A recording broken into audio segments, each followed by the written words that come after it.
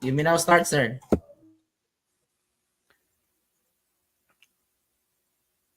Okay, good evening, everyone.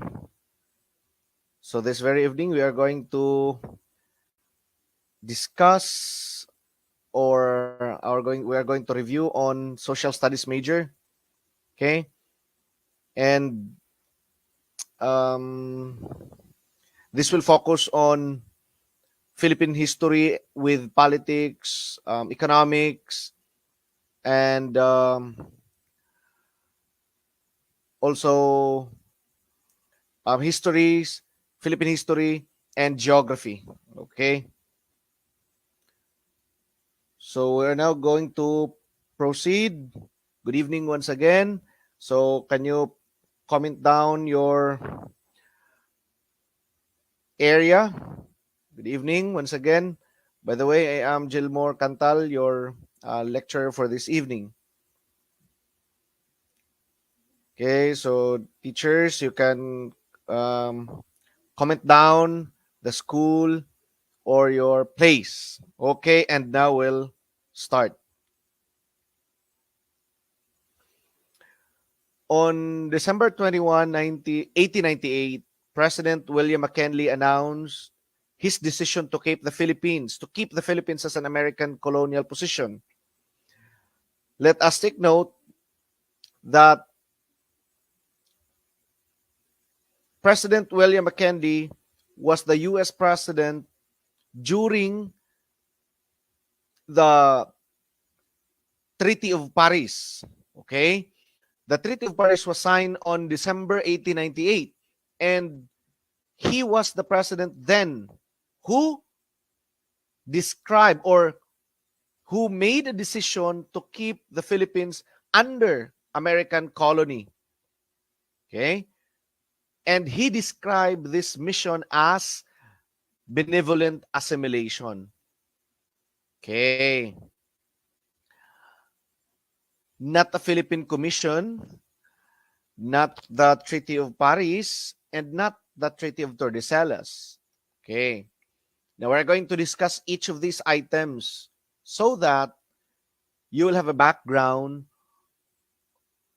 and if ever there are questions that will lead to these answers, no? Hopefully during the actual let exam, so it will be easy for you to answer. Okay. So once again, teachers, you are free to comment or send your answers, even though there's already a red marking signifying the correct answer. Okay? Sige, let's proceed. Take note that the decision of President William McKinley to keep the Philippines under American colony is called benevolent assimilation. Okay, good evening, Miss Cherry May Olyamot. Okay, now let's discuss.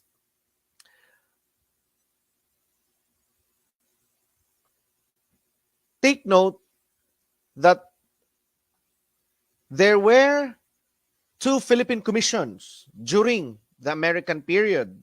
Okay, the first one is the Sherman Commission, and the second one is the Taft Commission. Take note of that one. The Sherman Commission was the first Philippine commission, and it was headed by Dr. Jacob Sherman. Okay, who led the first commission of the Philippines? In the Philippines, Dr. Jacob Sherman. And they arrived in Manila on March 4, 1899. Good evening, Miss Rhea. Good evening, Mr. Clifford Arias. Okay. The first Philippine Commission, take note of that one, was headed by Dr. Jacob Sherman. There were only two commissions during the American period. Okay. Second is the Taft Commission. It was headed by William Howard Taft. That's the second Philippine Commission. And the thing that we must remember in the Taft Commission is that it established a judicial system. Okay? And including the creation of the Supreme Court. Okay? And it was actually Cayetano Arellano who became the first Supreme Court Chief Justice. Okay, we have here from Canlaon City, Negros Oriental. Good evening, Mr. Anthony. Okay. Good evening, Miss Alert Miss Tessie. Okay. Again, there were two Philippine commissions during the American period. The first one is the Skerman Commission, headed by Dr. Jacob Skerman. Take note of that one. Arrived in Manila on March 4, 1899. When was the Treaty of Paris signed? December 10, 1898. Okay. And President McKinley decided to keep the Philippines as an American colony December 21, 1898. Okay. Signed already the Treaty of Paris that the Philippines will be ceded to US. Okay. And United States paid $20 million to Spain. Okay. Let's proceed. Dr. Jacob Skerman, head of the first Philippine Commission. The second was William Howard Taft. Okay. Arrived on June 30 during the 1900s. Okay. Oh, Mr. Arias, December 10, 1898. Oh, the Treaty of Paris. Okay. Take note, one thing that we should remember during the Taft Commission is that it established a judicial system in the Philippines. Okay. The Treaty of Paris was a treaty of peace between US and the Kingdom of Spain. Okay. It's a treaty, between US and Spain. The President of the United States of America signed in Paris December 10, 1898. The United States will pay to Spain the sum of $20 million within 3 months. Okay. Bright kunos, Mr. Arias, ingon pas Dave. Okay. Next is the Treaty of Tordesillas. Take note, if the Treaty of Paris is a treaty between US and Spain, the Treaty of Tordesillas was a treaty between Spain and Portugal. Take note. And it is a treaty whereby Spain and Portugal divided the world using a demarcation line, divided the newly discovered lands outside of Europe between the Portuguese Empire and the Spanish Empire, or the Crown of Castile. Okay. So when we say the head of the first Philippine Commission, Dr. Jacob Skerman. When we are going to talk about the head of the second Philippine Commission, William Howard Taft.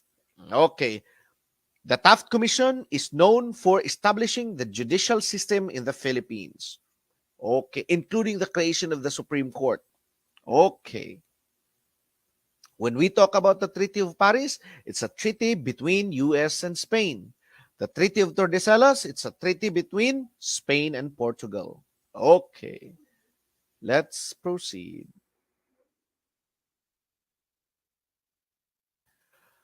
Oh, he was the last military governor of the Philippines after Manila fell into the hands of the Americans. Okay. Take note that there was a Spanish-American War. No? And later, there was an Philippine-American War. And when Manila fell into the hands of the Americans, they then established a military government. Okay, and there were 3 military governors of the Philippines. Okay, and the last was General Arthur MacArthur, the last military governor of the Philippines. Okay, Sherman, head of the First Philippine Commission. Wesley Merritt, General Wesley Merritt, first military governor. And he was the general who testified in the Treaty of Paris before the peace commissioners. Okay. And the second military governor was Elwil Otis. And third and the last military governor was MacArthur. After the establishment of a military government in the Philippines, a civil government was then established. And General Douglas MacArthur was the last military governor of the Philippines under American period. Okay. Next. Okay, good evening once again, teachers. Okay. You can comment down the place you're from. Okay, where are you from? Okay. Next question. He was the Governor General where he ordered a systematic distribution of family names for the Filipinos to use listed in the Catalogo Alfabetico de Apellidos, because when the Spaniards came in the Philippines, there were no sure names, used by the native Filipinos.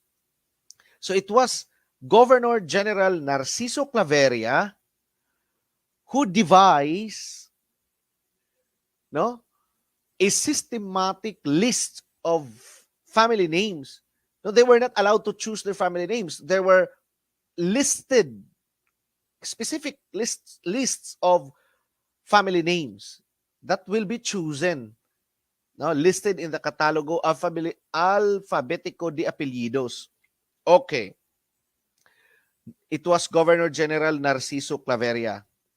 Take note, Narciso Claveria, Catalogo Alfabetico de Apellidos. What about for Dispuhol?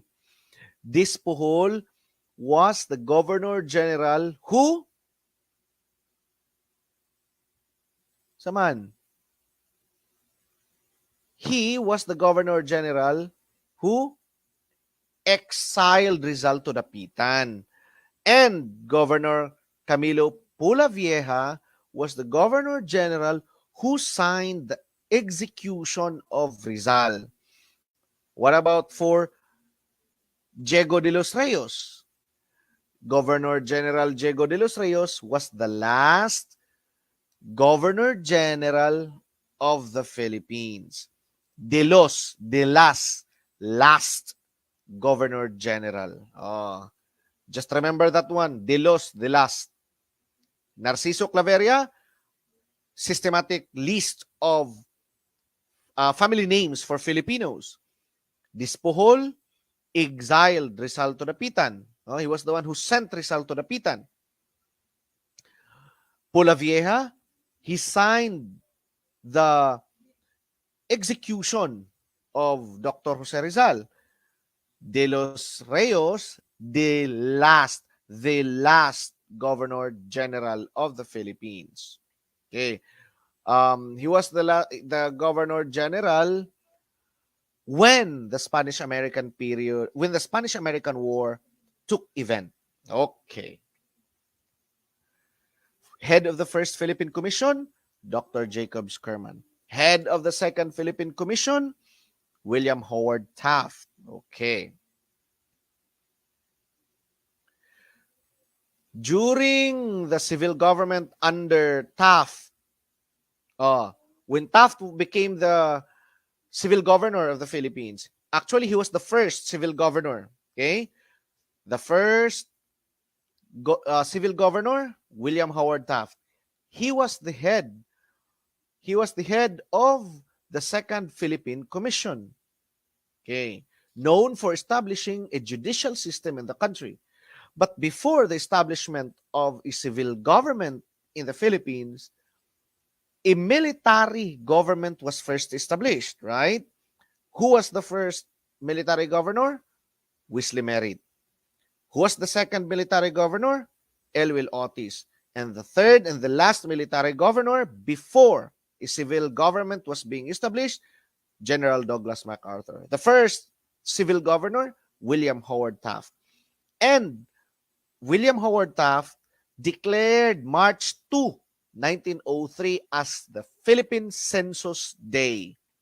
Okay. Philippine Census Day. Take note of this one, teachers. And it was the first census during the American period, not during the Spanish period. Okay. Because during the Spanish regime, I think there were two official census, okay, that happened, okay, during the Spanish period. But during the American period, this was the first census that happened March 2, 1903, or considered as the Census Day. Okay.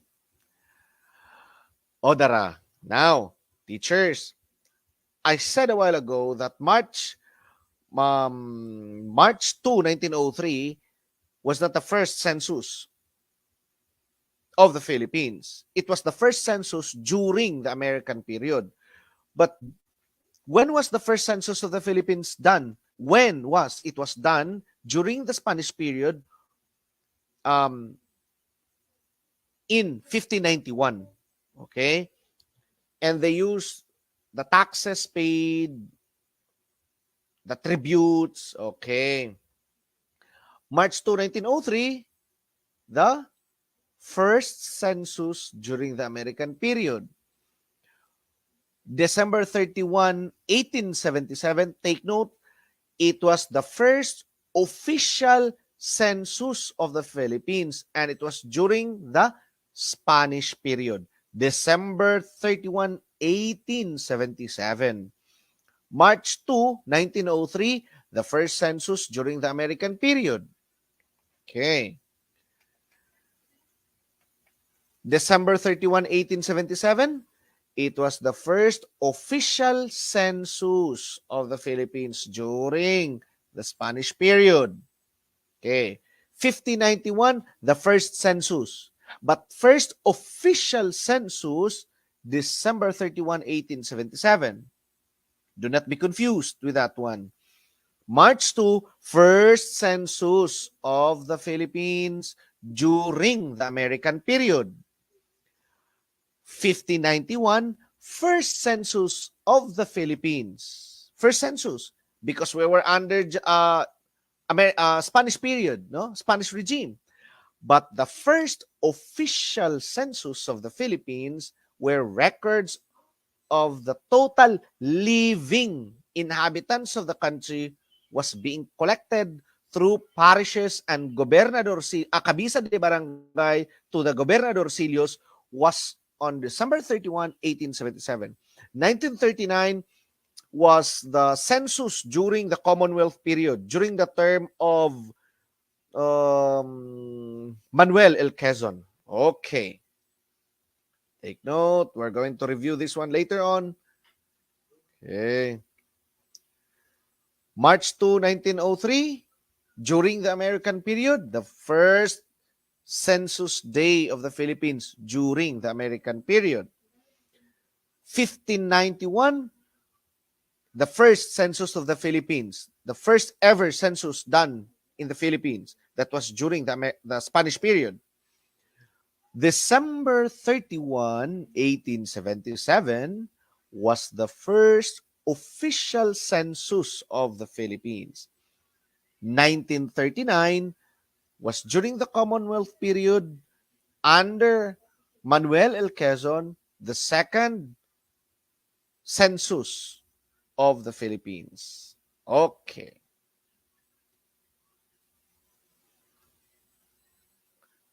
Let's proceed. As part of the preparation for the election of the members of the First Philippine Assembly, okay, um, during this one, the Americans are trying then to give monopoly to the Filipino people. Okay, they were given the chance to elect the representatives for the First Philippine Assembly. So some measures of freedom was given to Filipinos, and one is to form political parties. Actually, it was during the American period where political parties were recognized. Okay. And the first officially recognized political party in the Philippines was the Federal Party. Take note, Federal Party. And these three parties followed.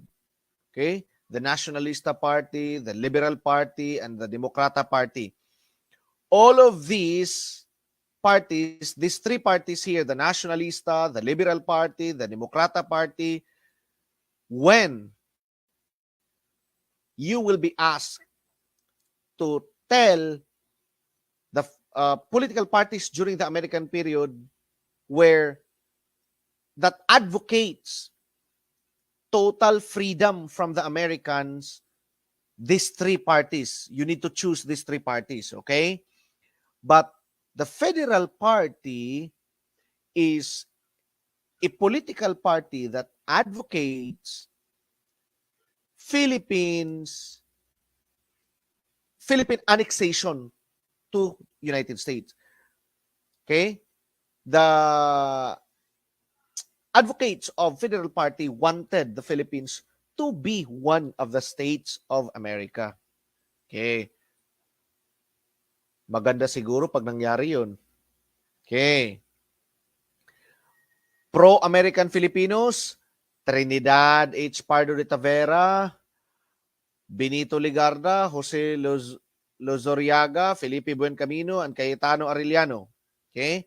The first three names, Pardo de Tavera, Ligarda, and Lozoriaga, were members of the expanded Second Philippine Commission. Who was the head of the Second Philippine Commission? William Howard Taft. Okay.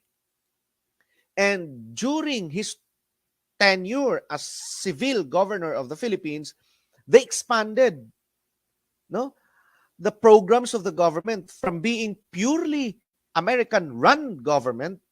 They included now Filipinos, but pro-Americans. Now remember, I said a while ago that the Federal Party is a Filipino party. Okay? And it was actually the first official recognized political party. And it advocates Philippine annexation to the U.S. No, the advocates of Federal Party then wanted the Philippines to be part or to be one of the states of America. Okay. The five names suggested that the Filipinos were not prepared for self-government. They said, "Oh, the Filipinos are not prepared to run for their government. So it should be better that the Philippines be an annex to America or be one of the states of America. We will be given monopoly, but still under American government." Okay. By the way, the founder of Federal Party was Trinidad H. Pardo de Tavera. Okay. Founder of Federal Party, Trinidad H. Pardo de Tavera. The first officially recognized political party in the Philippines, Federal Party. It advocates that the Philippines be one of the states of America. Okay. Now, during the American period, okay, women wanted to voice out their rights. Okay. And there were women who advocates for the right to vote. And they're called suffragettes. Okay. pensionadas, they were also given chance to be scholars in the United States. That's pensionadas. And opposite is pensionados. They were male, okay? Mga lalaking Pilipino na nabigyan ng pagkakataong maging scholar doon sa Estados Unidos. Pensionados. Pensionadas, women scholars. Okay. Teachers, are you still there? Can you send a heart or some likes if you are still with me?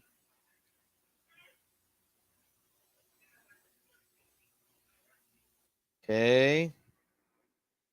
Good evening, dear teachers. This. Okay, thank you. Let's proceed. Women who advocating for the right of women to vote, they're called suffragettes. Okay. Now let's talk about the first organic law for the Philippines enacted by US Congress. Take note, we're discussing here the period whereby the Philippines was still under American period, okay? The first organic law, because Jones Law is still an organic law for the Philippines, but the first organic law is Cooper Act, okay, or the Philippine Bill of 1902, okay? And it was the first bill enacted by the U.S. Congress for the Philippines. Okay. Important features of Cooper Act. Take note, the Cooper Act removed Catholicism as a state religion. Okay?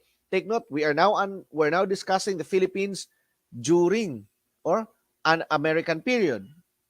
We're no longer discussing the Philippines during the Spanish period. The first organic law, Cooper Act.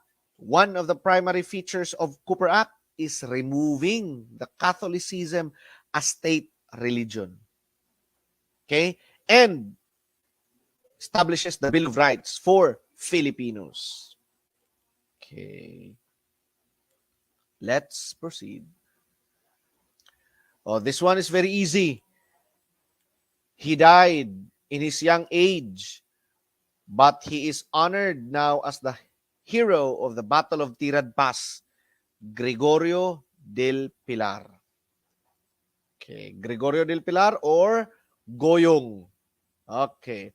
Marcelo H. del Pilar, take note, founder of Tagalog Spanish newspaper, Diaryong Tagalog. He was also the editor of La Solidaridad. Okay? And one common feature of Marcelo H. del Pilar is that when he is writing, okay, he used the language of the masses. Okay, unlike Rizal, who most of the time wrote something in Spanish, Marcelo del Pilar wrote in the language of the masses. Oh, kaingat kayo, dasalan ng tuksuhan, kadakilaan ng Diyos, sagot ng Espanya sa hibik ng Pilipinas. Okay. But he had written books in Spanish and became famous.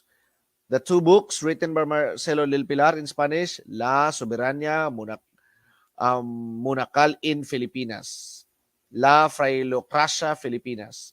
Cayetano Arellano, first Chief Justice during the American period. Take note that the Taft Commission established the first ever judicial system of the country. And it was Cayetano Arellano who became the first Chief Justice. Antonio Luna, he was not a general. No, he was not a military officer. But he became a general during Aguinaldo's term. No? During the revolutionary government of Aguinaldo. He was a pharmacist actually. Okay. Pero may common defect daw ang mga Luna. Short-tempered. Okay. And he was hacked. Yung pinatay si Luna, he was hacked by a bolo by a captain in the name of Pedrong Castilla from Cavite. Okay. Next,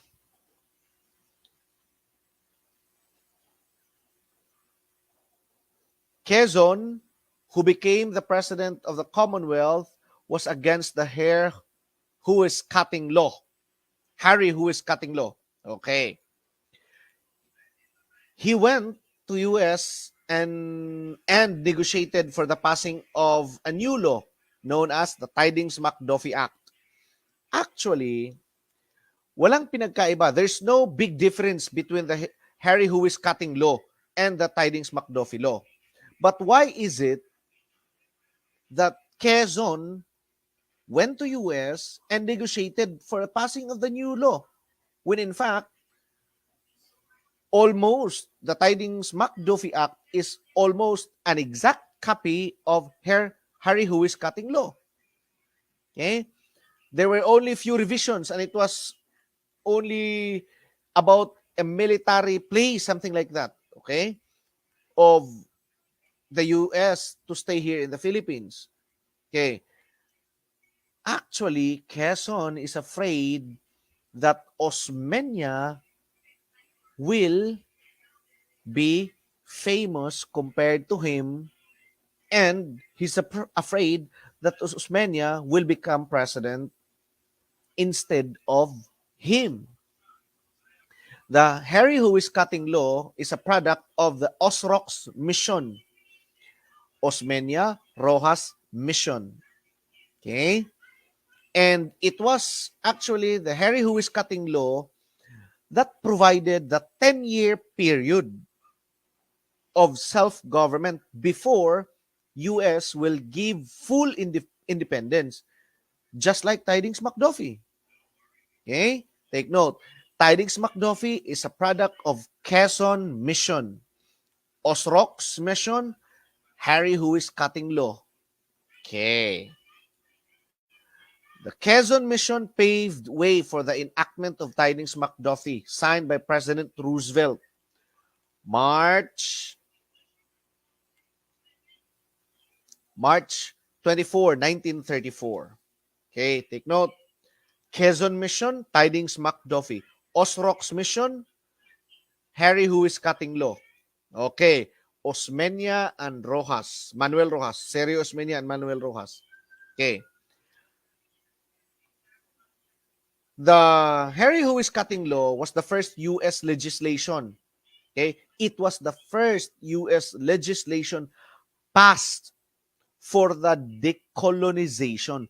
Take note, it was President William McKinley who said that the Philippines should remain under American colony. Okay?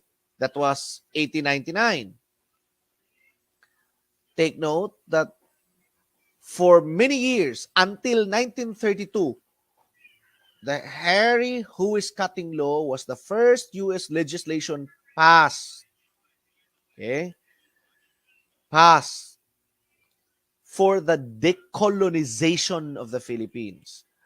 Pa-shout out daw, Dan Joseph Andre Baretti. Good evening, sir.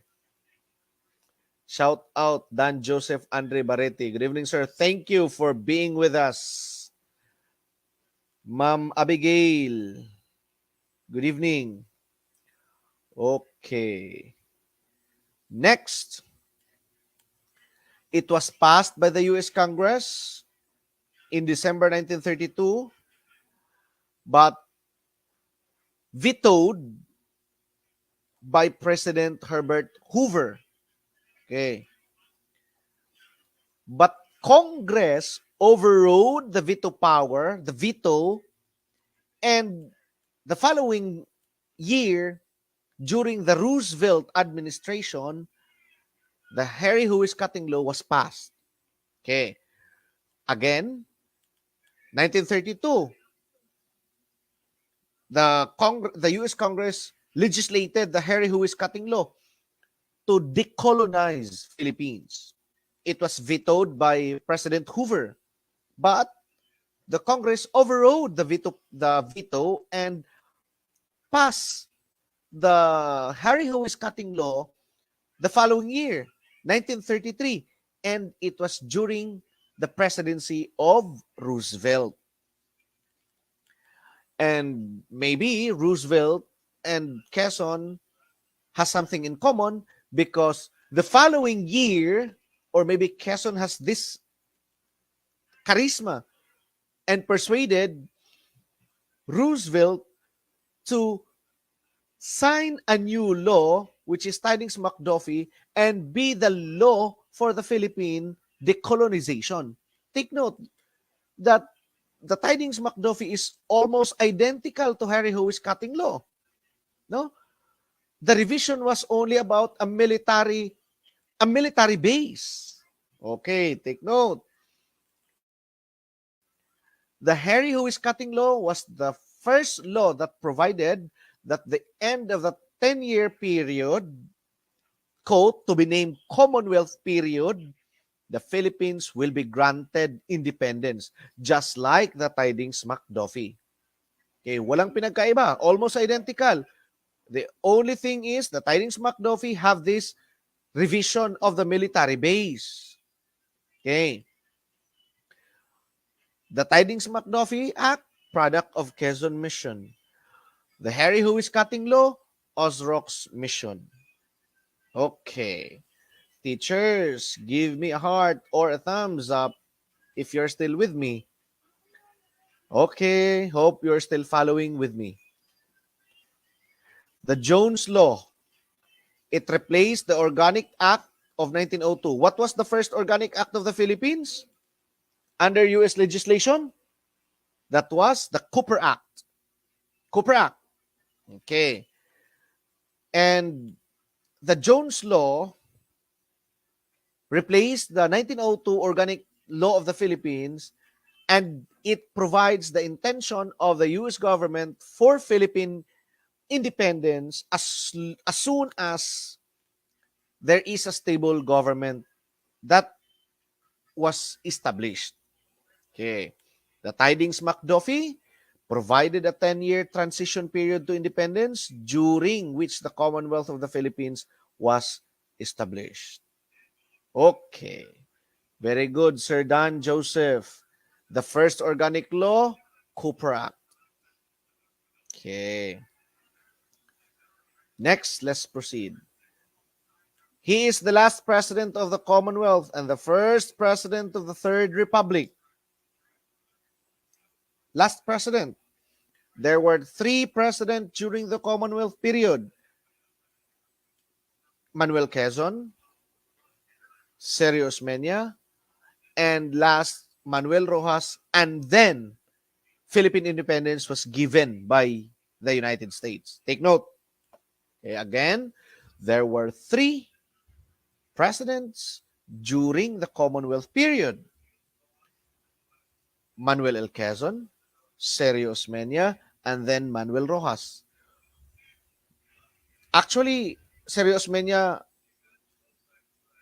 lose the election, okay, between him and Rojas. And it was during the tenure of Rojas as president that the Americans granted full independence for the Philippines. Oh, before we are going to proceed, what was the date that the Americans granted Philippine independence during the time or the tenure of Rojas as president? Sir Dan, Sir Clifford, Ma'am Abigail, Sir Dave, comment down your answer, teachers. Comment down your answers. Let's see. Oh, what was the date? Take note. Sige. Sige. July 4. The exact date, Ma'am Ann. July 4, 1946. Take note. That was the date when the Americans granted full independence. Okay? The Americans granted full independence for the Filipinos during the term of Rojas as president. Okay. After the Japanese War, let's move forward, fast forward. American, then Japanese period. After the Japanese War, Osmeña convened the Congress. Okay? And Rojas was elected as Senate President. Okay? April 23, 1946, not the first election under the American period. Okay? Um, April 23, 1946, Rojas was elected president. Okay? It was not the first election under American period. Okay? It's actually the second election, presidential election during the American period. Okay? So, April 23, 1946, Rojas became president of the Philippines, and the following month, July 4, 1946, was the date chosen by the American government to proclaim Philippine independence under President Harry Truman. Okay. July 4, 1946, that was the date that the Philippines was granted full independence from Americans. Okay. Rojas, the following presidents, up to Garcia. Okay, up to Garcia. Okay. From Rojas up to Garcia, the Philippines celebrated its Independence Day July 4, 1946. Okay. Good evening, Sir Lois, Vincent Lipon. Sir, good evening. Ma'am Cherilyn Ortez, good evening. Ma'am Jennifer, good evening. Okay.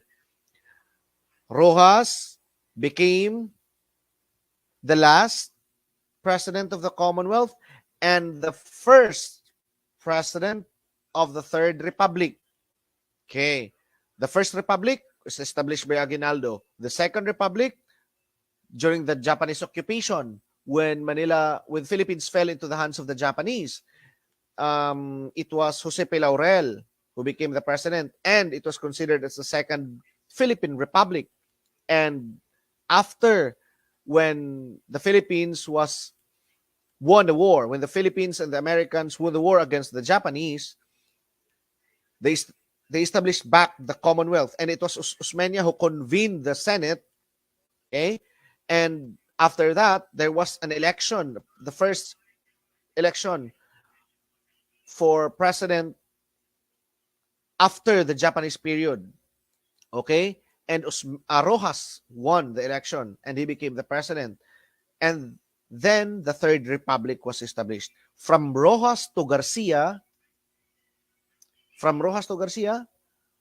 take note, Philippines celebrated our independence every 4th of July, 1946. But that's a new story when Diosdado Macapagal became the president. Okay. Who was the president of the U.S. when the Philippines was given full independence from the United States?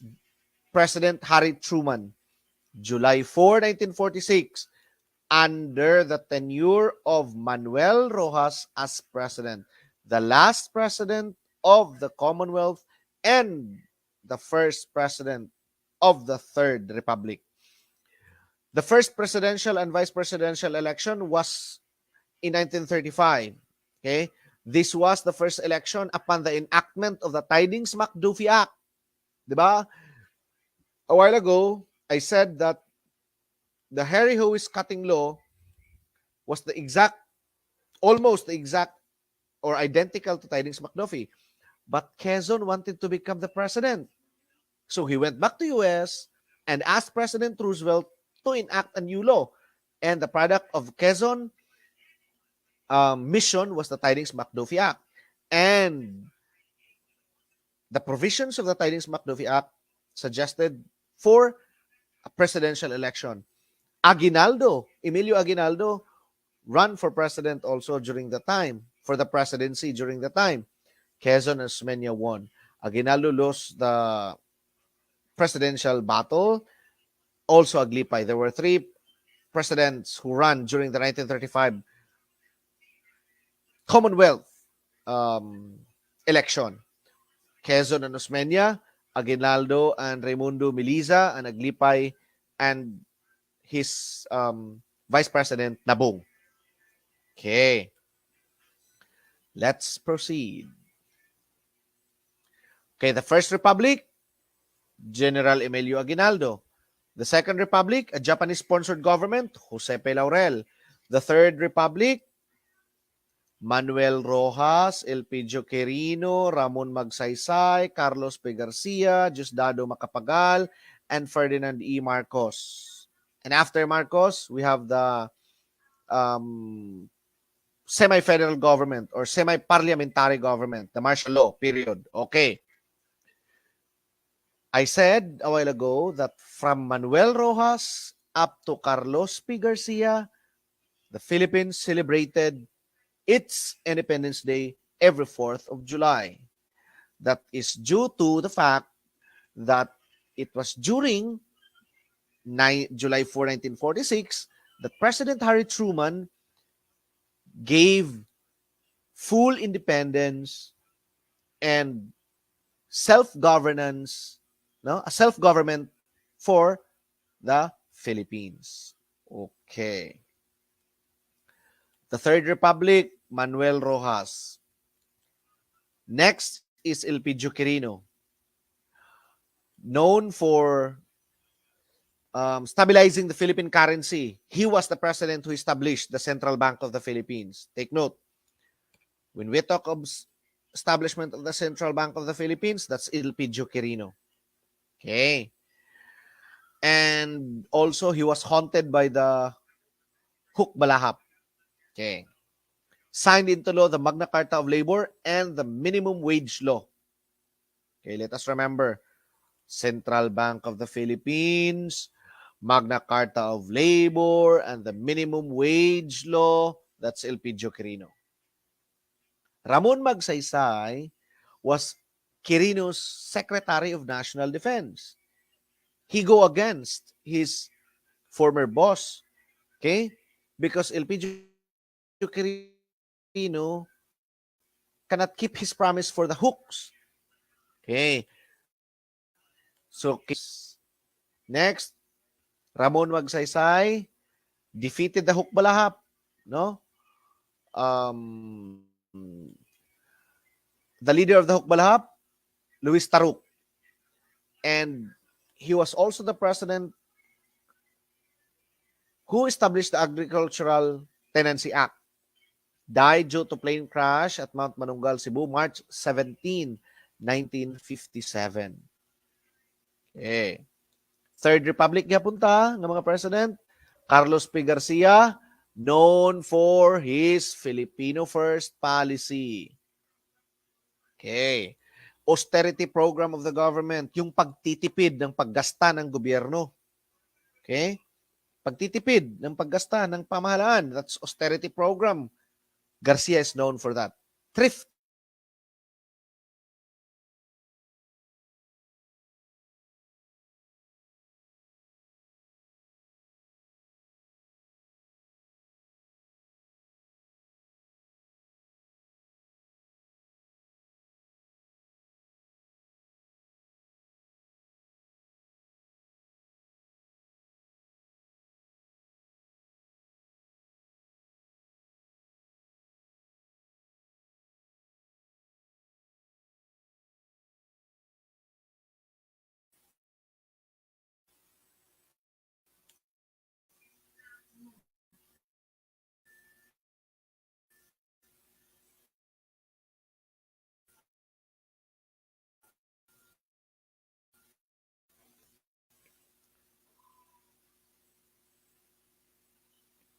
Okay, good.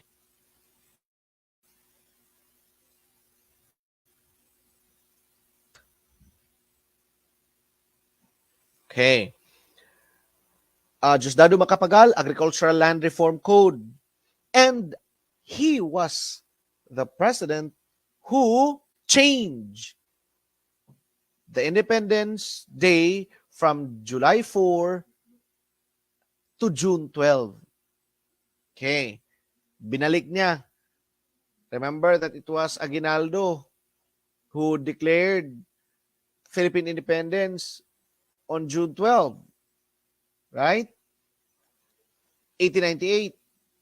And the Americans, it was only the Americans who suggested that July 4 is their chosen date to give full independence. And from Rojas up to Garcia, July 4 is the Independence Day of the Philippines. And it was Diosdado Macapagal who changed it to June 12. Okay. He's also known for establishing the Mafilindo. Okay. That's the precursor of ASEAN. Okay. Malaysia, Philippines, and Indonesia. Okay. Ferdinand E. Marcos declared martial law. Take note, Proclamation number 1081, September 21, 1972. Prior to this one, there was a constitutional convention headed by Carlos P. Garcia. Okay? 1971, there was a constitutional convention. It was headed by Carlos P. Garcia, but Carlos P. Garcia died 3 days after his election as head of the Constitutional Convention. And he was succeeded by Diosdado Macapagal. Okay? They were both previous presidents during the Constitutional Convention, but martial law was being declared. Okay. He ordered the cancellation of writ of habeas corpus and martial rule. Okay. It's a form of government backed by militaries. Okay. Now, let's go back to the American period. During the American War and the Japanese War, he was the American commander in Bataan who surrendered to Japanese Imperial Army on April 9, 1942. Okay? And his surrender led to Bataan Death March, right? Okay. So he was the commander, Jonathan Wainwright, Edward King, MacArthur, or Masaharu Homa. Edward King. Bataan Commander, Edward King. Corregidor, Jonathan Wainwright.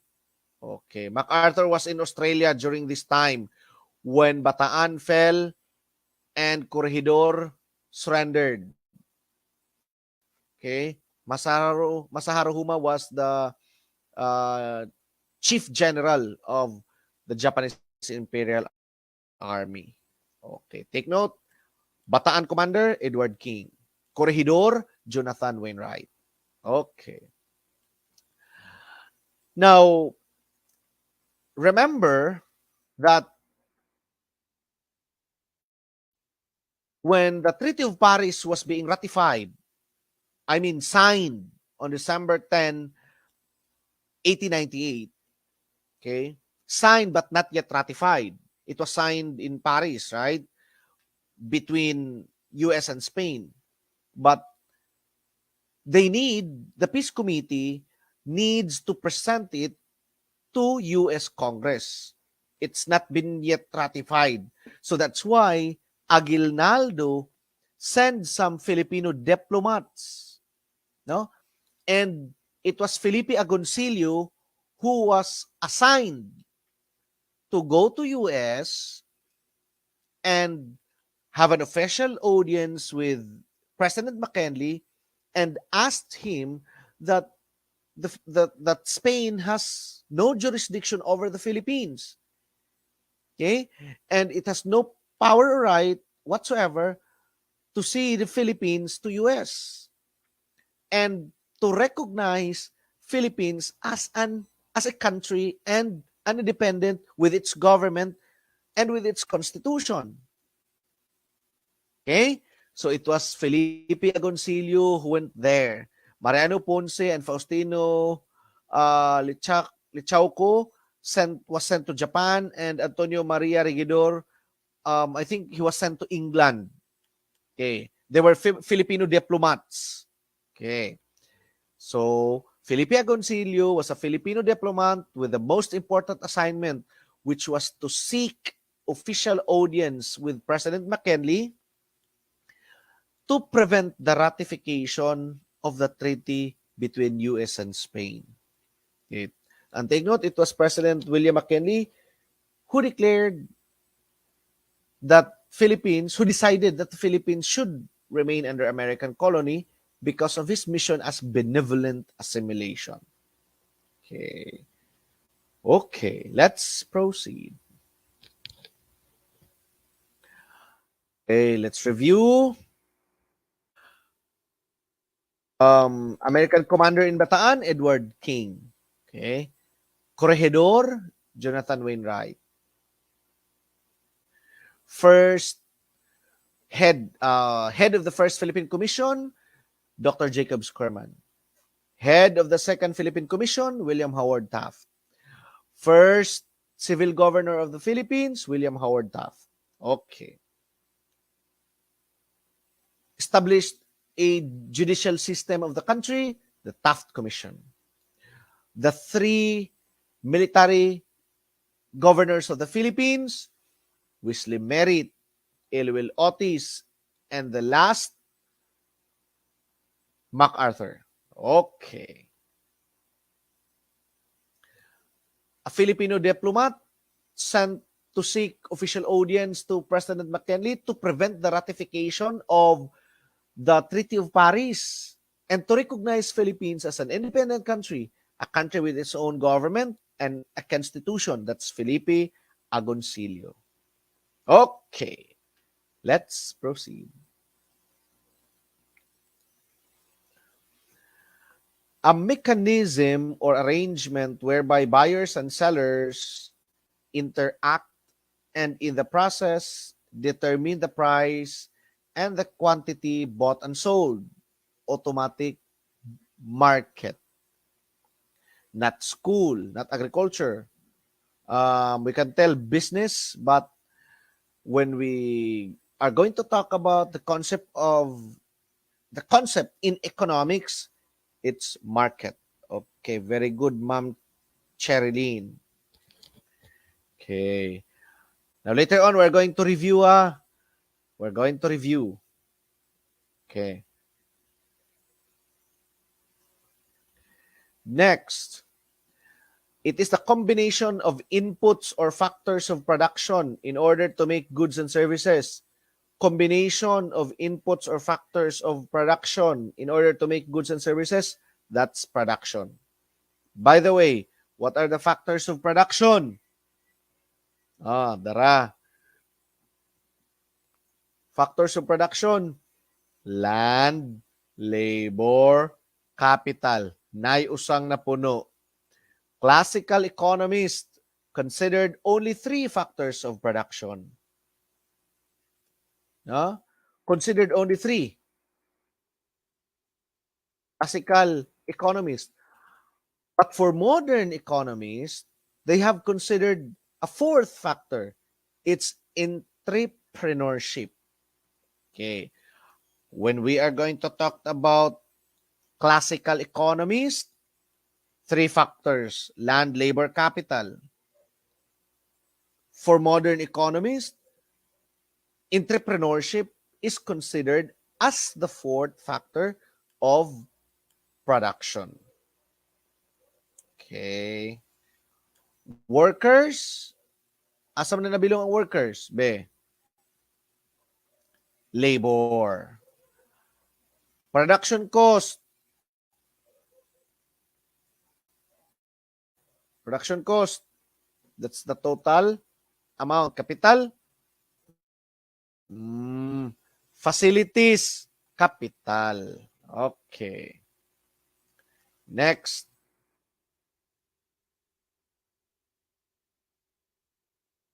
It pertains to the topsoil. O, klaro na kayo. Pertains to the topsoil and all natural resources in it.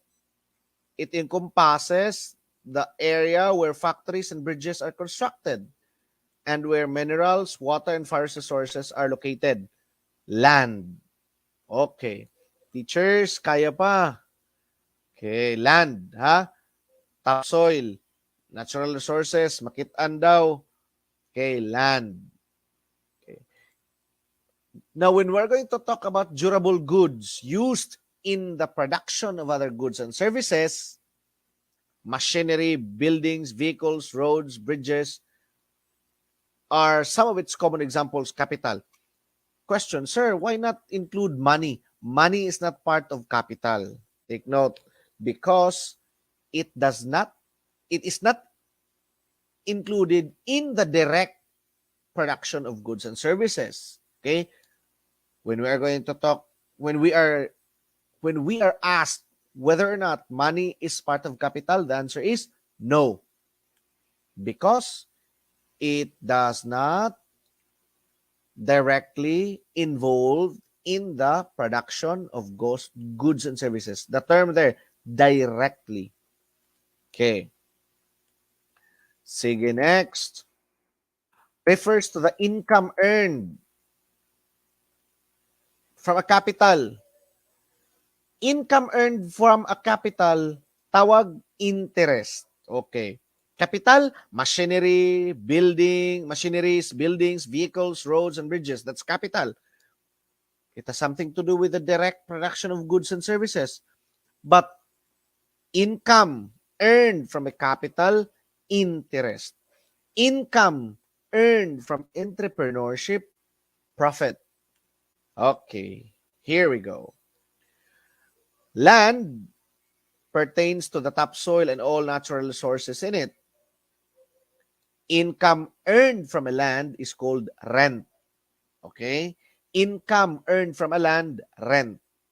Labor, these are the factors of production. Okay? Labor pertains to the amount of time spent by workers in producing a good or a service. Income earned from a labor is called wage. Income earned from a capital is called interest. Income earned from entrepreneurship is called profit. Okay, let's see. Capital, durable goods used in the production of goods and services. Machinery, buildings, vehicles, roads. Entrepreneurship, the ability to discover profitable opportunities. Income earned from entrepreneurship, profit. Income earned from capital, interest. Income earned from labor, wage. Income earned from rent, income earned from land, rent. Okay. Sige. Income earned from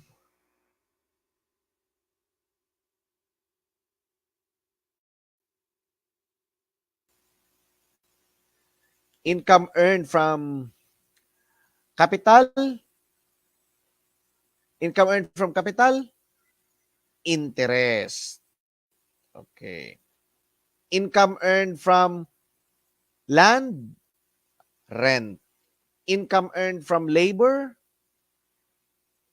that's wage. Income earned from entrepreneurship, profit. Okay. Income earned from capital, rent. Wage, interest, profit. Capital, interest. Land, rent. Labor, wage. Entrepreneurship, profit. Capital, interest. Okay. Income earned from entrepreneurship, profit. Okay, we talked about that one already. When we are going to talk about the area where factories and bridges are located, that's land. when it talks about the amount of time spent by workers in producing, nasa keyword, spent by workers in producing a good or a service, labor. Durable goods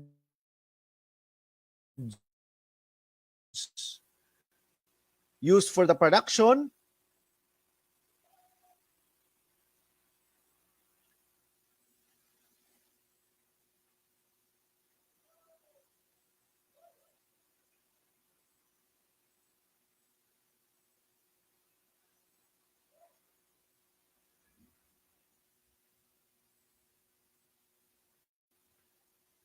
case.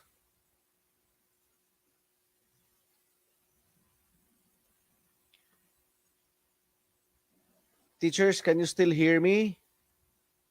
Can you please send some likes or hearts or thumbs up if you can still hear me?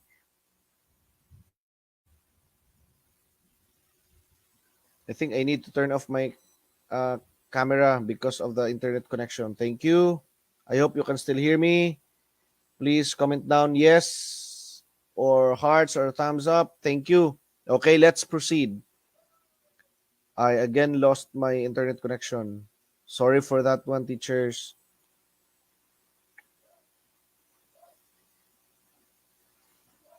Sir Lois, madungog ra sir. Okay. Thank you, Mama Redel. Okay. Again, income earned from land, that's rent. Income earned from labor, that's wage. Income earned from the capital, interest. Earned from entrepreneurship, profit. Thank you, Ma'am Rhea, Ma'am Charlene, thank you. Ma'am Jasmine, thank you.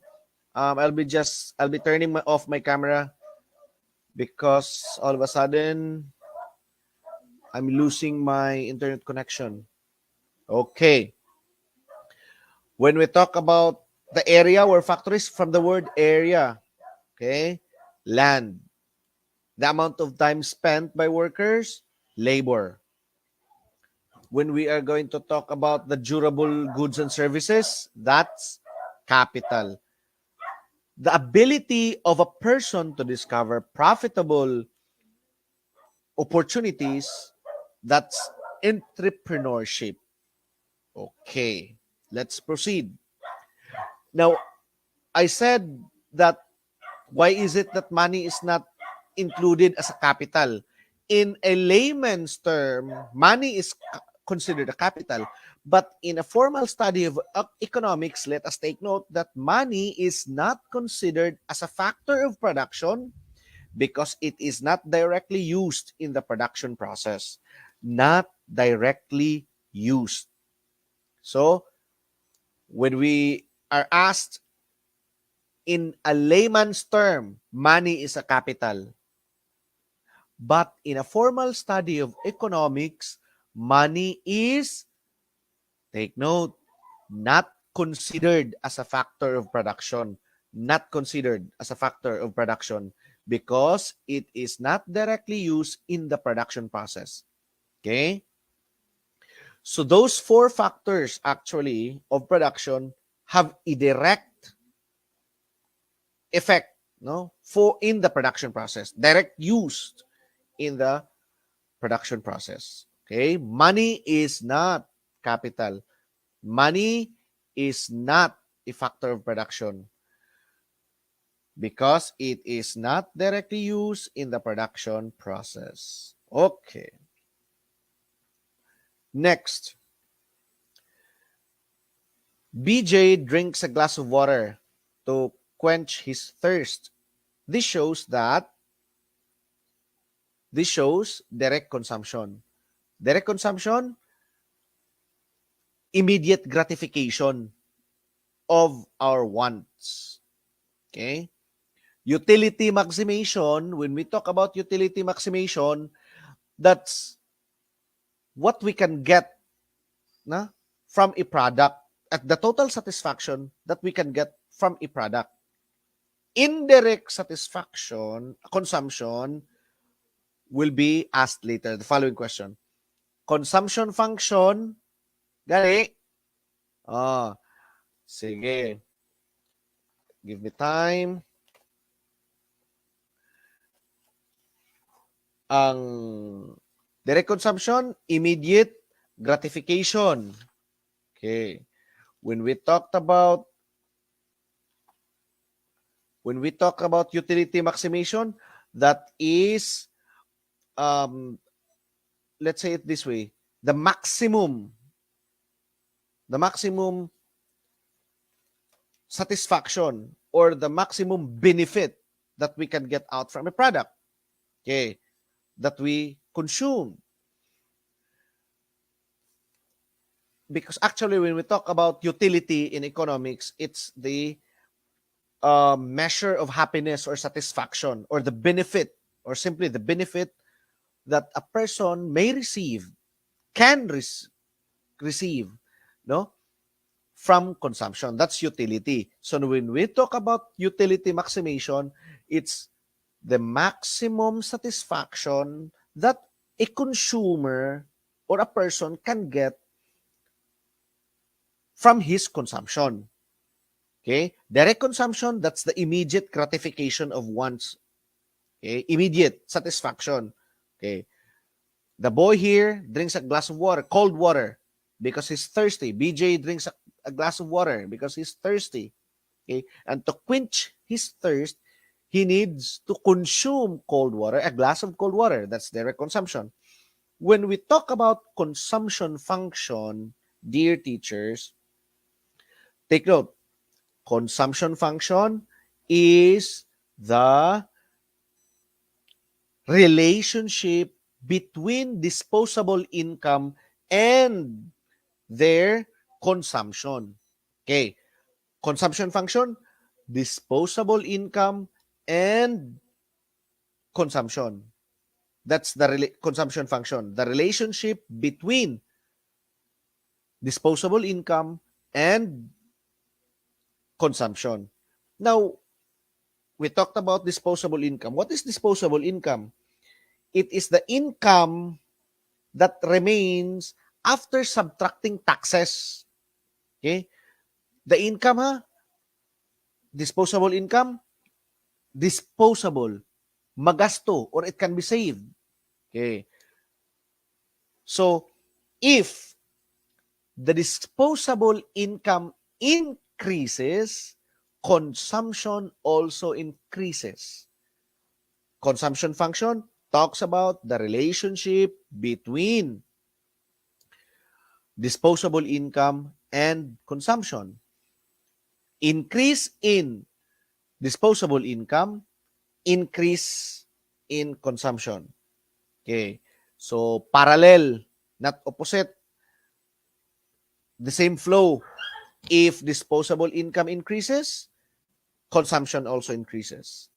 When we talked about utility maximization, it's the total satisfaction that we can get from consumption.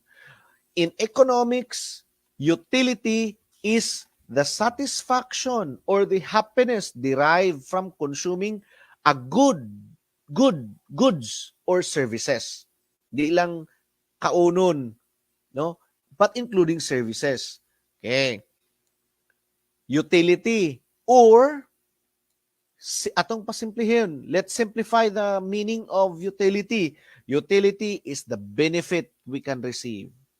If we can benefit out of a thing, of course, we are satisfied and we're happy. That's utility. Okay. Now, next. Here, indirect consumption. BJ and LA Corporation buys tons of mangoes from local farmers to make local-made juice to address demands on healthy fruit juices which are locally made. Indirect consumption. The company is consuming mangoes. But the finished product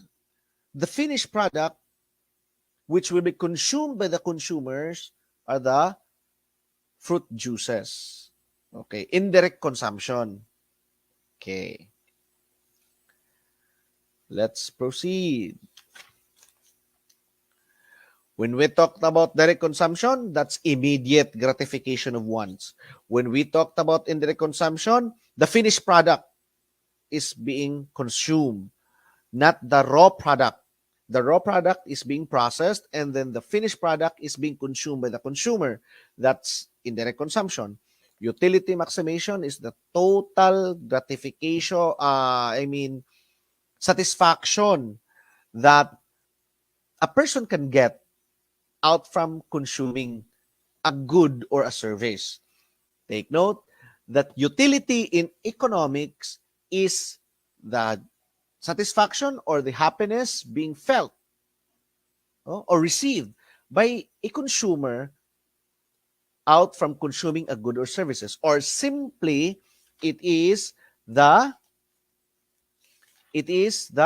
benefit that a person can get after consuming, benefit received from consumption. Let's talk about consumption function. Consumption function, again, is the relationship between disposable income and consumption. The higher the disposable income, the higher is the capacity to consume. Okay. Disposable income, again, is the income the income remains after subtracting taxes. That's disposable income. So disposable income can be spent for goods and services or it can be saved. Take note. Let's proceed. Again, indirect consumption. Next, refers to the use or utilization of goods and services by consumers in order to address their wants. Utility, it's the happiness or the satisfaction felt or received. It's the benefit received after consumption. Disutility, the opposite of utility. Consumption, the use or the utilization, ginagamit. Wealth effect. Okay, wealth effect. We're going to discuss that one here. Okay.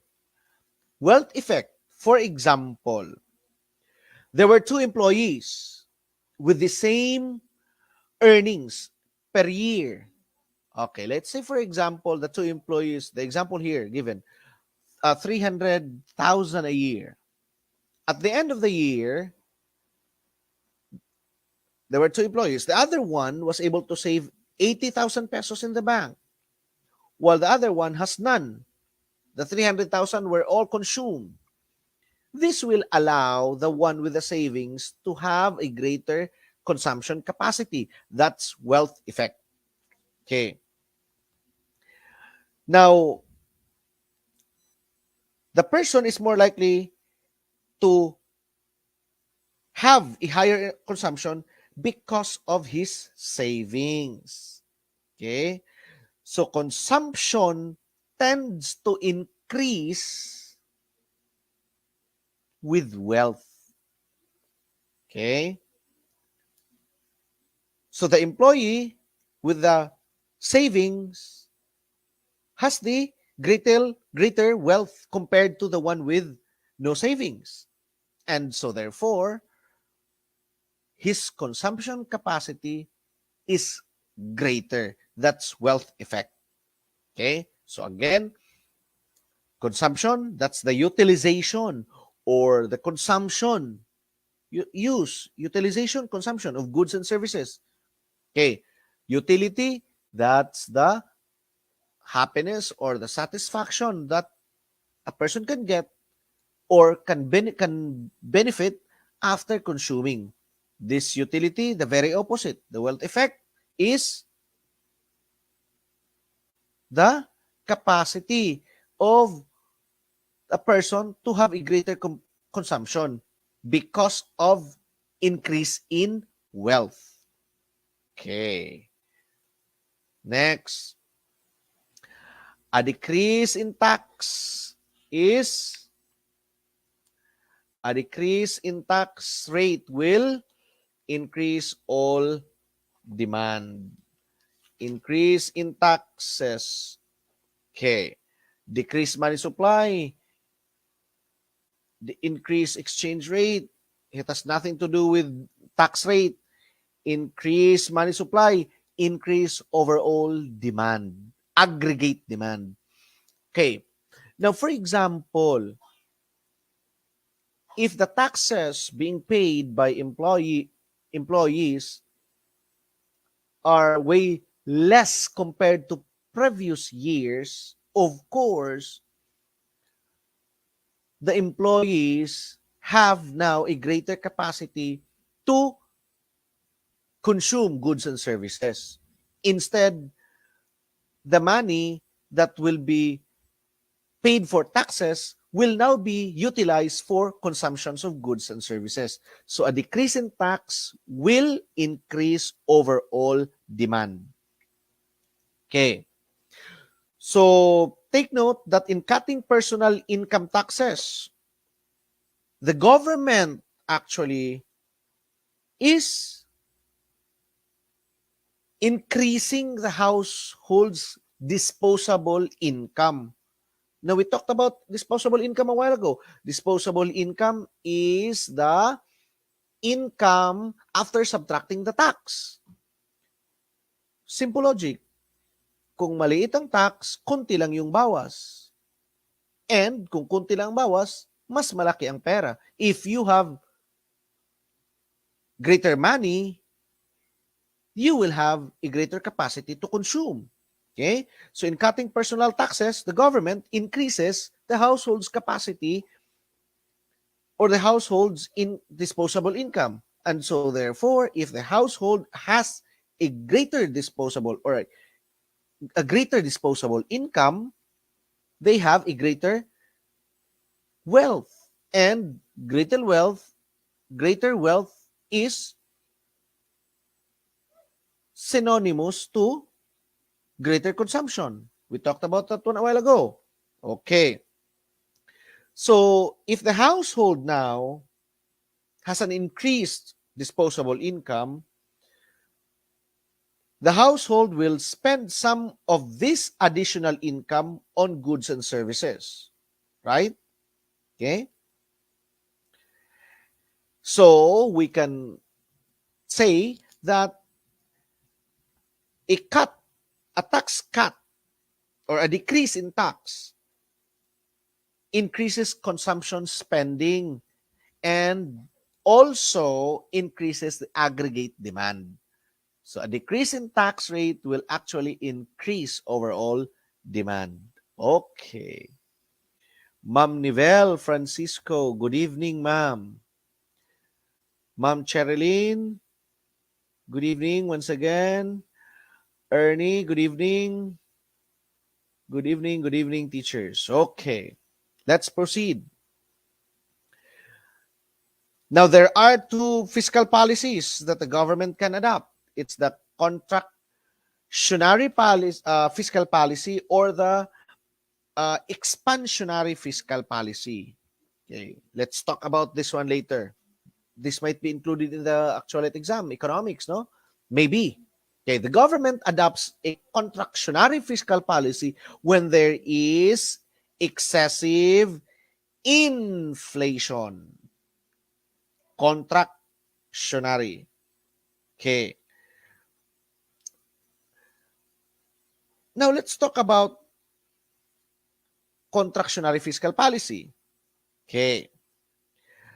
Contractionary fiscal policy is a decrease in government spending, rise in taxes. Okay? Rise in taxes. Or a decrease in government transfer. If there is high inflation, the government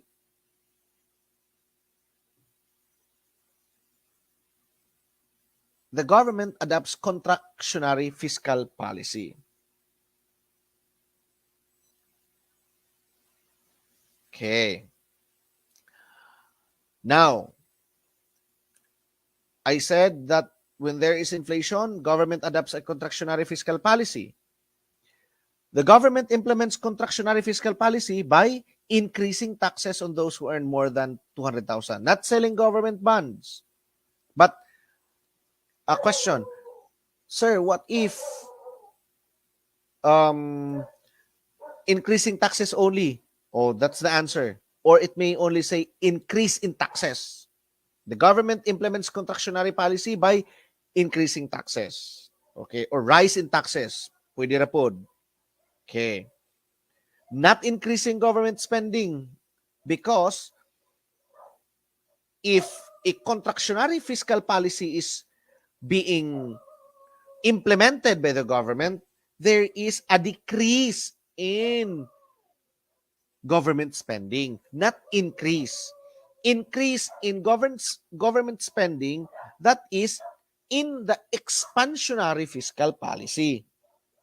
Take note. In an expansionary fiscal policy, there is an increase in government spending. Okay? And this is during recessions. Okay? This is, during this time, the economy, why demand is weak and unemployment rate is very high. So the government should adopt expansionary fiscal policy. Okay? Take note. During, or if the government is implementing contractionary fiscal policy, contractionary, there is a wide demand, excessive, and inflation rate is high. Okay, so government expenditure decreases. Okay, decreases, and taxes increase. This will, if the taxes will increase, this will lessen the disposable income of the families. And so, lessening the disposable income of the household will also weaken their capacity to consume and lessening the aggregate demand. That's how the government controls inflation. But if there is recession, there is high unemployment rate, and households are in the state of being less capacitated to consume, the government will be implementing expansionary fiscal policy. Government will spend more, or government expenditures will increase, and taxes are decreasing. You might be asking, how can government expenditure solve unemployment rate? For example, the government will order textbooks. For example, will government mag-order ng textbook worth 10 million pesos. Okay? This is just one example. To increase in demand for textbook induces company to increase employment, because the government wanted to buy books. So they wanted to buy books for example, for the new school year, 10 million. And for the other company, another 10 million. Say for example, so those companies will hire new employees. Okay?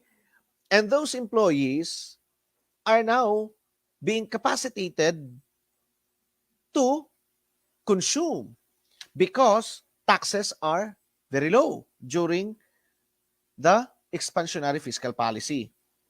Okay. Or infrastructures, bridges and roads to enhance production. Engage in business. Okay. So take note that during the expansionary fiscal policies, these are implemented during recessions, when there is high unemployment rate. High employment rate. Demand is weak because households do not have, or let's say, for example, less capacitated to consume. So government expenditures will increase and taxes decrease. Okay. Opposite in contractionary fiscal policy. In a contractionary fiscal policy, demand is excessive, sobra-sobra, and inflation rate is very high. So the government will implement a contractionary fiscal policy through decrease in expenditures and increase in tax. Okay, I hope that's clear. Give me a thumbs up or a heart if it is indeed. Thank you. Uy, only one. Sana yung iba? Where are the others? Okay. Okay, thank you. So I hope um we did able to differentiate expansionary fiscal policy and contractionary fiscal policy. A government will adopt contractionary fiscal policy when there is inflation, okay? But when there is recession, expansionary fiscal policy. Demand is weak, unemployment is very high. Okay? So government expenditure will increase in an expansionary fiscal policy and taxes are being decreased. Okay. In a contractionary fiscal policy, demand is excessive and inflation rate is very high. So the government expenditure is decreased and taxes are increased. Okay, let's proceed. Increasing taxes, that's contractionary fiscal policy. When there is an increase in taxes, there is a less disposable household income. When there is less disposable household income, families have less capacity to consume. Okay. Consumption increases when wealth increases. Okay, those are concepts that we need to understand. So reduction in government spending, reduction meaning less, reduction spending in increase in tax rate will decrease aggregate demand. Take note that in an economic condition where demand is excessive, there is inflation, right? So the government will adopt a contractionary fiscal policy in order to balance once again the economy. Okay, that's the concept, to balance the economy. Okay, so to decrease the aggregate demand, instead of having an excessive aggregate demand, i-lessen ang demand. Okay. Next, let's proceed. If government spending would increase, government spending would increase. That's expansionary or contractionary? Expansionary. Increase. Okay, government spending increase. The deficiency in aggregate demand. There is a weak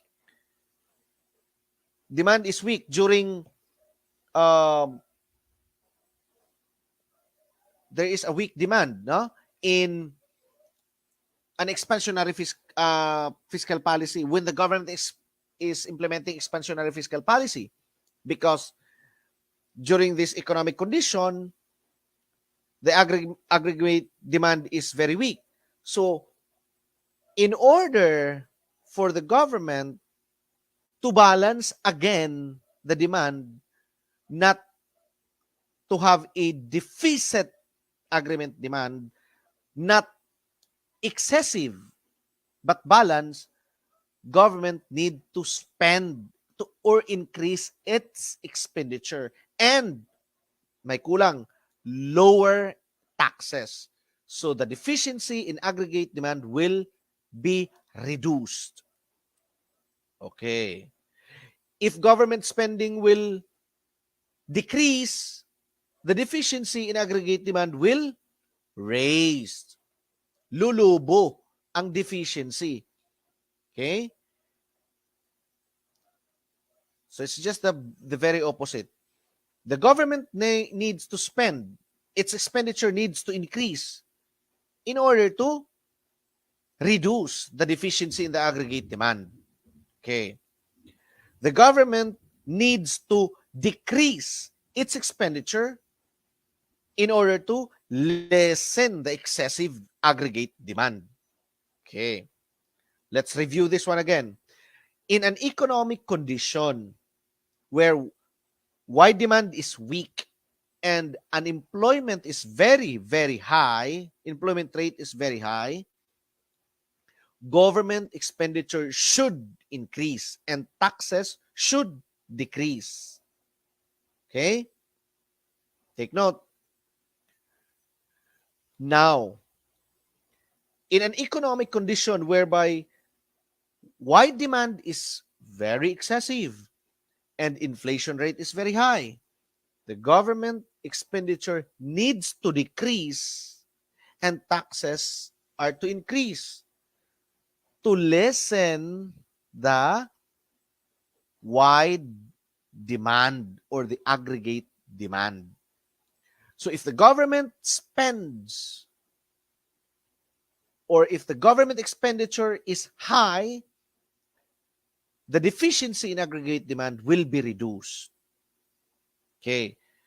Because when increase in government expenditure will give chances to unemployed citizens to be employed. In plus, taxes are decreased. Okay. This policy involves taxes and government spending. That's fiscal policy, automatic. Okay. The government implements an expansionary fiscal policy. Expansionary, okay. The government implements an expansionary fiscal policy to address the bleak condition, or bleak meaning it's a something like a recession, okay, a bad condition of the economy. Okay, not increase. The answer here is wrong. Increasing the interest loans, that's wrong. We need to check here. Okay, now teachers, can you now comment your answer because letter D here is wrong. Okay, so what's the answer of this question for this particular question? The government implements an expansionary fiscal policy. I've reiterated this one many times. Ma'am Jennifer, wala may F diya, ma'am. The government implements an expansionary fiscal policy to address the bleak condition of the economy by expansionary fiscal policy, reducing workers of firms, reducing spending and increasing tax collection, increasing expenditures, and decreasing tax. Okay, teachers, can you now answer? Ma'am Cherilyn, Ma'am Cheremay, Ma'am Jennifer, give me your answers now. Ernie, Maridel. Sige. What's the answer for this particular question? An expansionary fiscal policy is being implemented. The answer is letter C. When a government implements an expansionary fiscal policy, take note, expenditure increases and taxes decreases. Okay? So, Ma'am Cherilyn, Ma'am Jennifer, Ma'am Maridel, Ma'am Cheremy, expansionary, gani, if it is expansionary fiscal policy, expenditure increases, tax decreases. Okay. If contractionary fiscal policy, expenditure decreases, tax increases. Okay? Sige. Now, during the expansionary fiscal policy, the economic condition, demand is weak, and unemployment rate is high. That's why the government needs to implement expansionary fiscal policy. But if there is a need for a government to implement a contractionary fiscal policy, the economic condition is demand is excessive and inflation rate is high. Okay. Now, geography. The biggest country in Asia. Biggest country in Asia, kuno. Sige, the biggest country in Asia is China. Okay, biggest country in Asia, China. So remember, Ani, just remember this mnemonic. Biggest country in Asia, China. East Asia, China. Russia, RNA. RNA. Russia, North Asia. China, CHEA.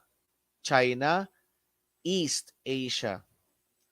Kazakhstan, Kazakha. Kazakhstan, Central Asia. India, ISA. India, South Asia. Again, RNA, Russia, North Asia. Kazakhstan, Kazakhstan, Central Asia. China, CHEA. China, East Asia. India, ISA. India, South Asia. Okay. Biggest country in North Asia? Russia. RNA. Biggest country in South Asia? India. ISA. India, South Asia. Biggest country in Central Asia? Kazakhstan, Central Asia. Okay, RNA, Kazakhstan, CHEA, ISA, Russia, North Asia. RNA, Kazakhstan, Kazakhstan, Central Asia. China, CHEA, China, East Asia. India, ISA. Okay. Going to write it down.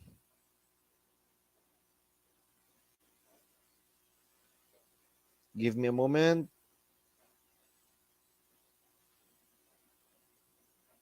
RNA, Kazakhstan,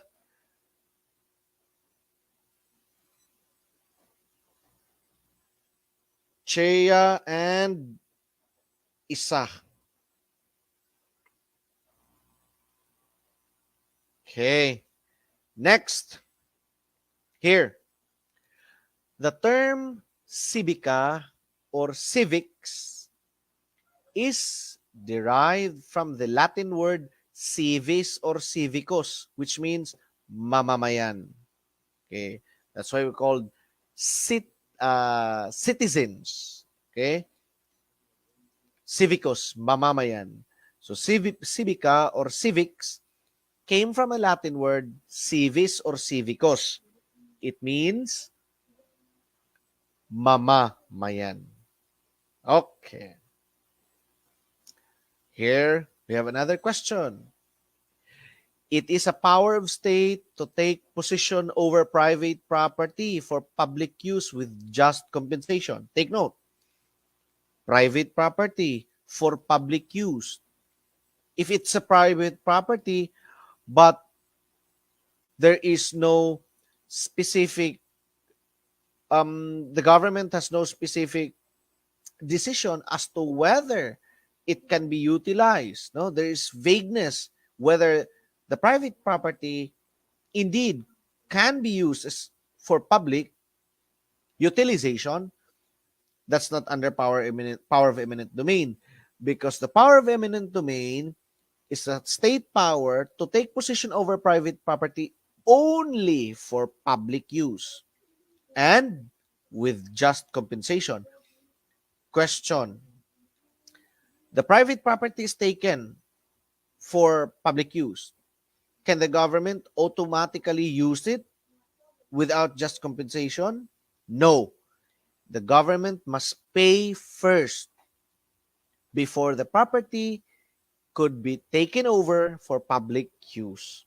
Take note. Okay. Here, process where an individual, though neither born, hindi pinanganak, nor a native of a country, may acquire citizenship. That's the process called naturalization. Now, let's discuss hus sanguinis and hus soli or hus luce. From the word sanguinis, meaning blood, it's actually the type of citizenship where that the Philippines is adopting. Okay, when your parents are both Filipinos, so you're a Filipino. If one of your parents is a Filipino, you are a citizen, a Filipino citizen. Ang the hus soli and hus luce is the type of citizenship adopted by the US, the United States. Okay, whether your parents are Americans or not, if you are born in America, you are an American citizen. Say, for example, both of your parents are Filipino, but you're born in America, you are an American citizen based on hus luce. Okay? Naturalization by application is either you are going to file in court or the Congress may award it to you as citizenship. Okay?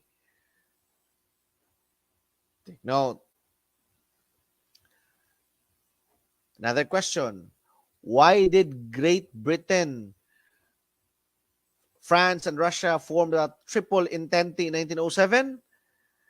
Take note, they formed the Triple Entente to respond to the increased military power of Germany. Okay. The countries who formed the Triple Entente in 1907, Great Britain, France, and Russia. Okay. And the purpose of the formation of Triple Entente is to respond to the increased military power of Germany. Okay. Here, under the CARP law, Comprehensive Agrarian Reform Program, the retention limit, say for example, you are a daughter of a hashindero, and in the CARP law, lands will be distributed to farmers and tenants. The retention limit to be awarded to each child. Say, for example, your father owns 50,000. Let's say, for example, 50 hectares. Oh, kana. 50 hectares. And there were only two of you. daughters, you will receive each only 3 hectares. So the remaining land portion will only be 6 hectares. Okay? The 44 hectares will be distributed. So here, to each child, 3 hectares. The answer here is either B or D, 30 square meters. 30 square meters is still 30,000 square meters, still 3 hectares. Okay? Here, a law which made treasonable the advocacy of independence or separation from the United States with a severe punishment by imprisonment or worse, death. Sedition law. Now, I've read a reviewer, and their answer for this one is the brigandage law. The brigandage law is applicable only to those people that can be found going along or associated with groups advocating independence o tinatawag kang bandido, bandits. The reconcentration law is a law whereby communities are settled in one place, no? Known either for thieves or for bandits. That's reconcentration law. Treason law of the Philippines, that's the sedition law. Okay, let's proceed. He was the head of the 1934 Constitutional Convention, which was provided by the Tidings-McDuffie Act for the Commonwealth Government. Claro em recto. Cecilia Palma, 1986 Constitutional Convention. Diosdado Macapagal and Carlos P. Garcia, the 1971 Constitutional Convention. The first president of the 1971 Constitutional Convention, Carlos P. Garcia. 3 days after Carlos P. Garcia died, he was succeeded by Diosdado Macapagal. And 1972, sad to say, martial law was being implemented. We have here the different sets of constitution, the Malolos Constitution. But prior to the Malolos Constitution, we have the Biak na Bato Constitution. Okay. Malolos Constitution, 1935 Constitution, no? Headed by the Constitutional Convention. This is the product of the 1934 Constitutional Convention, headed by Claro M. Recto. The 1943 Constitution during the Japanese government, or the Japanese government constitution, headed by Jose P. Laurel. The 1973 Constitution, or the modified parliamentary form of government. This was the time of martial law. 1986, the Freedom Constitution, and now we have the 1987 until now, which is the present Constitution. Okay. It is a trade route that opens trade around the world and pave way for spreading ideology. Silk Route. The Magellan's Route is known for circumnavigating the world. Caravan, Persian traders. Salt route. This is a route whereby essential salts are carried, no, during trades. But a trade route that opens trade around the world, it's a 4,000 mile that brings China to Europe, to the Roman Empire. Okay, 4,000 mile route, Silk Route. The known route that is said to pave way for spreading ideology, Silk Route. Okay. Next, the tax that is collected based only on income. Tax collected based only on income. Direct tax. Okay. Example of direct taxes: income tax, capital gain tax, property tax, estate tax, gift or donors tax. Okay? Based on income. So, levied directly on people. That's direct tax. Okay? Example of indirect taxes: customs duty tax, excise tax, value-added tax, sales tax. So, ang indirect taxes levied on a particular economic activities. For example, buying of commodities. For example, cellular cell phones or items, luxury items, cars, something like that. Okay? That's indirect. If it is levied on directly on people, that's direct tax. If levied on a particular economic activity, just like uh, buying or importing, that's indirect tax. Okay? Example, again, take down notes. Example of direct taxes, we have income tax. Direct on people man. Levied directly on people. Income tax. Capital gain tax. Okay, it's a profit. Kaning capital gain tax, it's a profit. Okay? Property tax. Value of land, for example. Improvement or personal properties, that's property tax. Estate tax. Transfers from deceased person to legal heirs, that's estate tax. Gift or donors tax. Examples of indirect, again, indirect taxes levied on particular economic activity, not on people. Customs duty, excise tax, value-added tax, and sales tax. Okay. Next question. It is a characteristic that is cultural rather than biological. It is an acquired identity and learned through socialization. Gender. When we say biological trait, sex. When we say acquired identity or cultural, gender. Take note. Okay. Teachers, still 28 viewers. Thank you for staying. I hope you will be learning something this evening. Okay. Despite the fact that it's already 10:30.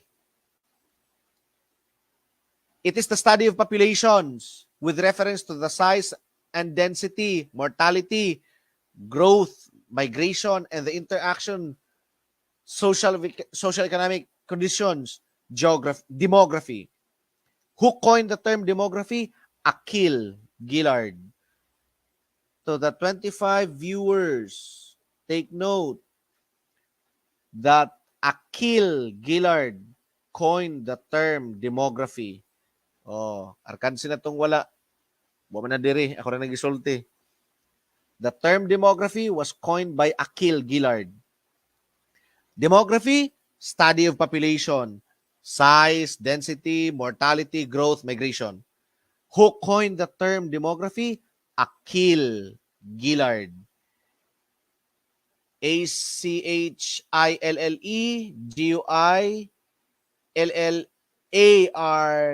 Gillard. Okay. Akil Gillard. Okay. Here. To express that there is no significant difference between the food intake of office workers, teachers, actual question research, and social studies na ay research. Okay? To express that there is no significant difference between the food intake of office workers and food intake of group of teachers is, timanin ninyo, remember, no significant difference, no significant. It is stated in a negative form, automatic. You are going to look for the H sub O statement. H sub O, null hypothesis. Stated here, no significant, negative. the null hypothesis will always be stated in a negative form. Now, question, why is it that Roman numeral 1 is the answer? No significant difference, man. Why is it that not Roman numeral 2? Not equal maning Roman numeral 2. No? No significant difference. Walang pagkaiba. So meaning equal. No significant difference. Null hypothesis. X sub 1, food intake of the office worker. Walang panagkaiba. No significant difference.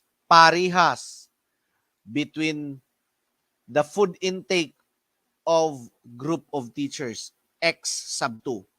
Null hypothesis. Basta no significant. Stated in a negative form, null hypothesis. Ang null hypothesis, dili inani.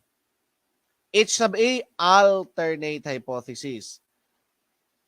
Maunanay, equal, not equal sign. Okay? Null hypothesis will always be stated in a positive form. There is a significant difference. May pagkakaiba. Significant difference. H sub A, stated in a positive form, affirmative form, alternate hypothesis. To the 28 viewers, I am going to tell you, when are we going to accept the null hypothesis? If the question will be asking you, when are you going to neglect the null hypothesis? Or when are you going to accept the null hypothesis? Take note. If the calculated t-value, I'm going to type it here, CV, if the calculated tabular value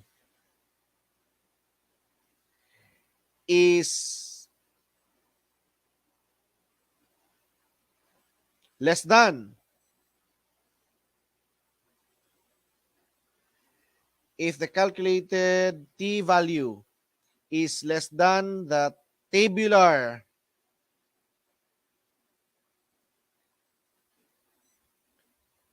t-value,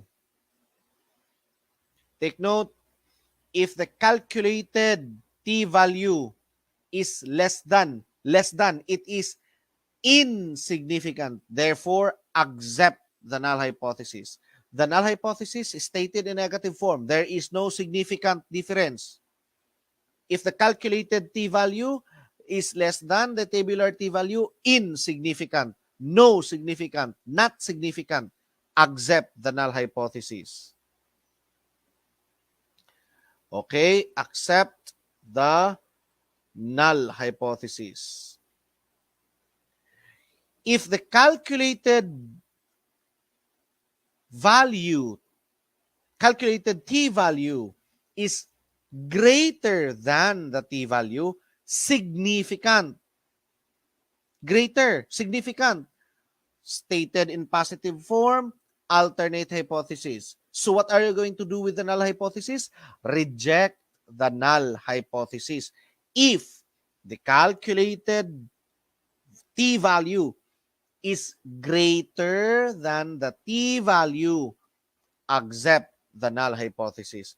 Most particularly, if the research talks about relationship, correlational, okay, or causal comparative. Okay. If the calculated t-value is greater than the t-value,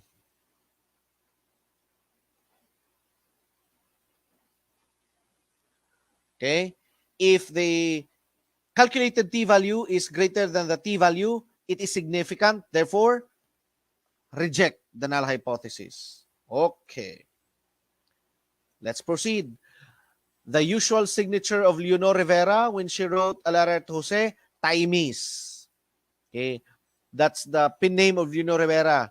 That's her signature when she sent letters to Dr. Jose Rizal. Okay. Next, the last but failed to be published article of Rizal in Diario Tagalog, Revista de Madrid. Los Viajes is published in La Solidaridad, Amor Patrio, Love of One's Country, that's still published in Diario Tagalog. A la Señorita is a poem dedicated to Consuelo. Okay. If Marcelo H. Del Pilar was the founder of Diario Tagalog, the publisher of Diario Tagalog was Basilio Moran. Okay. Basilio Moran. It is the greatest legacy of Israel or the Jewish people to mankind. Monotheism. They were the first group of people who worship one God. Atheism, the belief they don't believe that there is a divine being. Polytheism, a belief in many gods. Paganism, the belief of superstitious God. Okay. He was the father of Protestantism, a former Catholic priest. Father of Protestantism, automatic, that's Martin Luther. Pope Alexander VI, he was the Pope who issued the papal bull for the demarcation line, dividing the world for Spain and Portugal. Remember the Treaty of Tordesillas? The papal bull issued by Pope Alexander VI was the basis for the Treaty of Tordesillas between Spain and Portugal. Take note.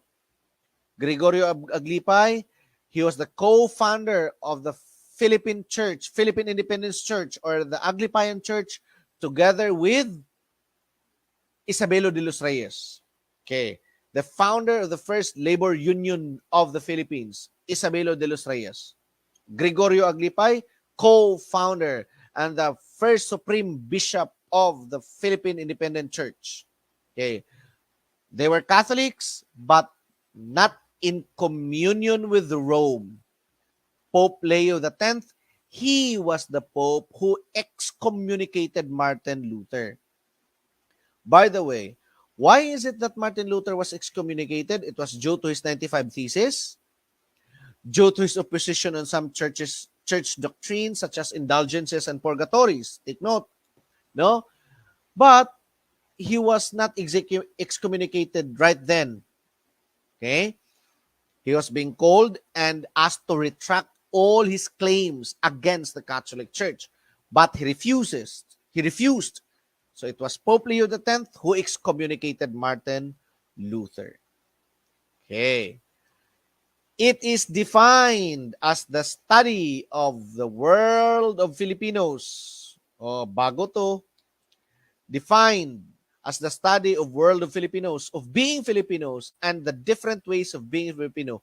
That's Filipinolohiya. Okay? It is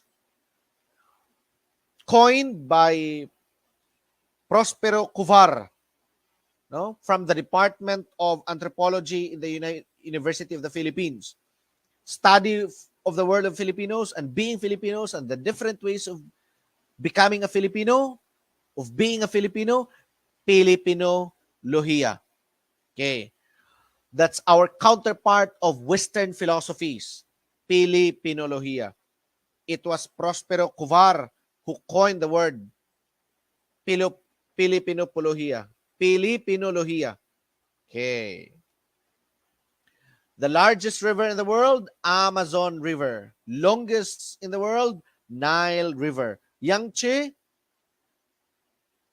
River, longest in Eurasia. And the longest river in the world to run in one country, only in China. Cagayan River, longest in the Philippines. Again, largest, the Amazon in South America. Nile River, Egypt, longest. Yangtze, longest in Eurasia, and longest in the world running in one country. Cagayan, longest in the Philippines.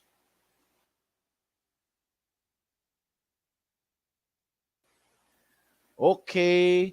And that ends our discussion this evening. Thank you, teachers. I hope you did learn something this evening. Okay. Thank you so much. Thank you for being with us. Thank you so much. Okay, I hope you did learn something this evening. So, for those who are with us tonight, please give us a heart or a thumbs up. Now, actually, this is not the only items that we should have been discussing.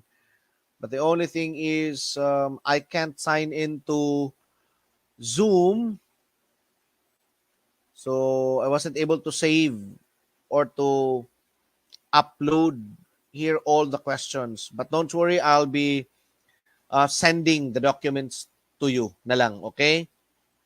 So thank you, teachers. God bless everyone for the September licensure examination. The LCTC family are praying for all of you that you will be passing the licensure examination this September. God bless everyone. Thank you, and goodbye.